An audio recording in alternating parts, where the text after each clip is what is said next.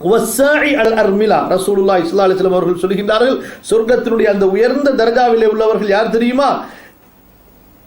கைம்பெண்கள், திருமணம் முடிப்பதற்கு வசதியற்றவர்கள் அல்லது விதவைகள், இவர்களுடைய திருமணத்திற்காக யார் முயற்சி செய்கின்றார்களோ, இவர்களுக்கு வாழ்க்கையிலே ஒரு நல்ல தரத்தை கொடுக்க வேண்டும் என்பதற்காக யார் கஷ்டப்பட்டார்களோ, அதுபோன்று வல் மிஸ்கீன், ஏழைகளை ஆதரிக்க வேண்டும், ஏழைகளுக்கு உதவ வேண்டும் என்று யார் முயற்சி செய்தார்களோ இவர்களும் அந்த உயர்ந்த தரத்திலே இருப்பார்கள்.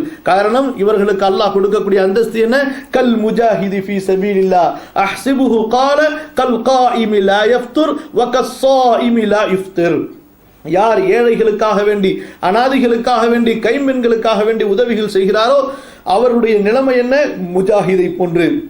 மேலும் இடைவிடாமல் தொழுது கொண்டிருக்கக்கூடியவரை போன்று, நோன்பை முறிக்காமல் தொடர்ந்து நோன்பு வைத்துக் கொண்டிருப்பவரை போன்று, அந்த அளவிற்கு அல்லாஹ் சுப்ஹானஹு வ தஆலா உயர்ந்த தரஜாக்களை வழங்குகின்றான் ஏழை எளியவர்களுக்கு உதவுபவர்களுக்கு.